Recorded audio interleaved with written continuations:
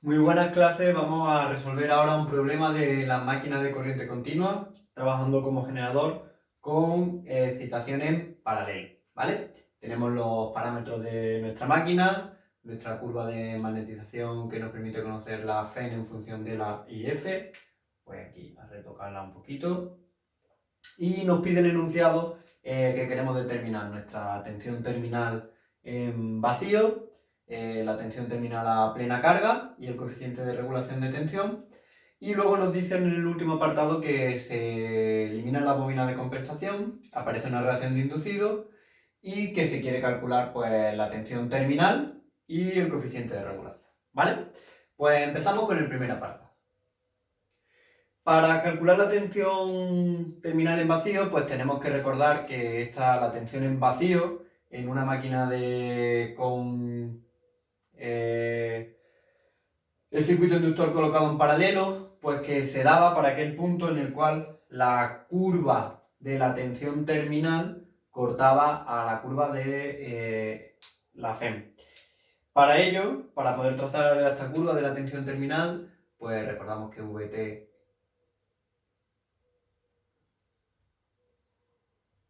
donde Rf la hemos descompuesto en parte constante y parte, ¿vale? Variable, esta valía 20 ohmios y esta vale 55 ohmios, ¿vale? Esta es variable, esta es RAF, pues nuestra RF es igual a RAJ más RF, ¿vale? Vamos a ponerla esta como si fuera minúscula. Y esto nos da 75 ohmios. Pues bien, ahora cogemos estos 75 ohmios, que será la pendiente que va a tener nuestra recta VT, y vamos multiplicando por cada uno de los valores de I de F, y nos da que nuestra curva VT, ¿verdad?, corta en ese punto, donde tenemos una Phen inducida sus A de 450 voltios y una ISUF de 6 amperios aproximadamente, ¿vale? En este caso no es aproximado, son 6 amperios, ¿vale? Como estamos en vacío, la única corriente que va a circular por nuestra rama inducida es ISUF. Y teniendo en cuenta el valor tan pequeño que tiene la resistencia, que es de 0,05 ohmios, podemos decir que nuestra VT en vacío coincide con nuestra FESUA. De hecho, ya lo hemos hecho para resolver el problema, ¿verdad?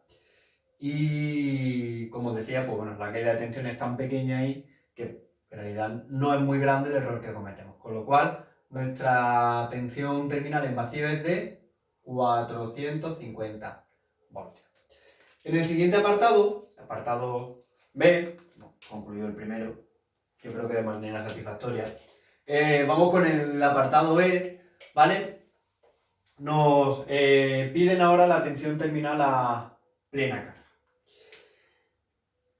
La tensión terminal a plena carga, ¿cómo voy a poder determinarla? Vale, pues yo sé que mi corriente a plena carga ISUL son 400 amperios. Como hemos visto, esta corriente ISUF es muy pequeña, con lo cual yo podría decir, sin cometer un gran error, que I sub A, ¿vale?, es igual a I sub L, con lo cual es igual a 400 amperios. Si yo sé que por aquí circulan 400 amperios, sé que va a caer una caída de tensión en mi resistencia RA, que será igual a RA por IA, y que será, en este caso, de 20 voltios, ¿vale? Yo no conozco cuánto valen ni SUA ni VT a plena carga, pero sí sé que va a haber una diferencia de tensión entre las dos de 20 voltios, con lo cual lo único que tengo que hacer es venirme a mi curva, ¿vale?, y buscar en qué punto existen 20 voltios de diferencia entre estas dos curvas.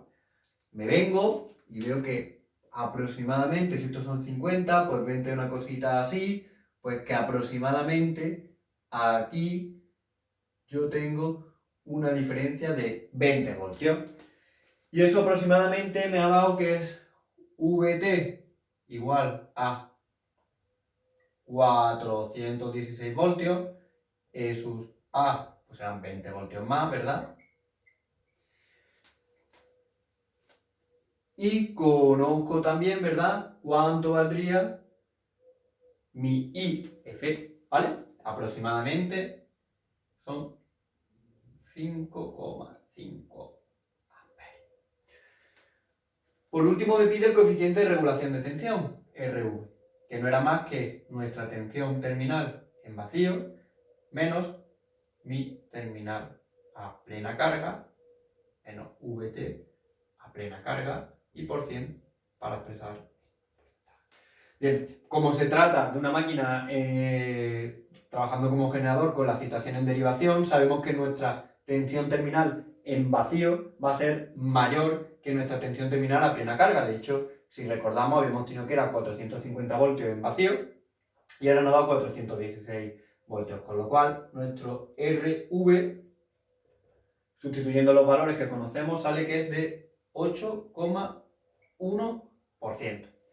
¿Vale? Con esto tenemos ya resueltos los dos apartados del apartado B.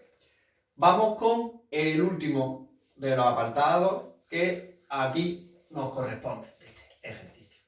Ejercicio 5 de las transparencias, ¿vale? Pues recuerdo. Ahora nos dicen que aparece una reacción de inducido. Con lo cual, nosotros vamos a tener una IF efectiva en nuestra máquina que va a estar formada por nuestra IF, que será la que circule por aquí, menos una I equivalente debida a la reacción de inducido.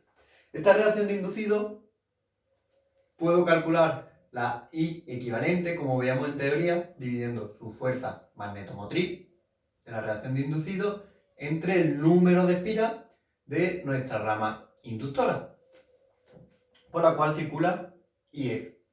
Y esto nos da que vamos a tener 0,5 amperios, ¿vale? Aquí vamos a restarle 0,5 amperios. Con lo cual, en lugar de utilizar ahora un único segmento, nosotros vamos a tener un triángulo donde su base va a medir 0,5 amperios debido a esta reacción de inducido y su altura pues van a ser de nuevo, ya que la caída de tensión aquí es la misma, porque la corriente ya es la misma, que va a medir 20 voltios. Y de nuevo, pues debo repetir el mismo procedimiento, ¿vale? Tengo que venirme a mi curva y tengo que buscar un punto donde, trazando una recta horizontal de 0,5 amperios y subiendo 20 voltios, me coincidan, ¿vale?, esta curva y esta curva. Pues me vengo para acá, trazo 0,5 amperios, ¿vale? Y subo de nuevo 20 voltios, ¿vale? Estos serían mis 20 voltios y estos serían mis 0,5 amperios que me he movido, ya que no tengo en realidad esta IF. Tengo esta IF menos los 0,5 amperios que me causan la reacción de inducido. Esta sería mi IF efectiva, ¿vale? Que yo tendría. La que bajo por aquí. Total, que del método gráfico obtengo que VT a plena carga con reacción de inducido, ¿vale?, son 385 voltios. Como vemos, salen menos que cuando no teníamos reacción de inducido. Algo que podíamos esperar, ya que la reacción de inducido debilita el flujo magnético, con lo cual se disminuye nuestra F, ¿vale? Que valdrá, por cierto, aquí, para que son más de 20, 405 voltios. Nuestro RV, pues puedo determinarlo de 450, que era mi tensión en vacío, menos 385 dividido 385, ¿vale? Y esto nos sale aproximadamente un 15% de nuestro coeficiente de regulación de voltaje. Bueno, pues con esto damos por concluido nuestro tercer apartado y este ejercicio 5. Os dejo finalmente en el próximo vídeo, donde vamos a resolver un generador compuesto. Espero que la explicación os haya ayudado a comprender los conocimientos, a reforzar más que comprender, a reforzar y aplicar los conocimientos teóricos que habéis visto en los vídeos anteriores. Y os dejo aquí. Un saludo y espero que os haya gustado.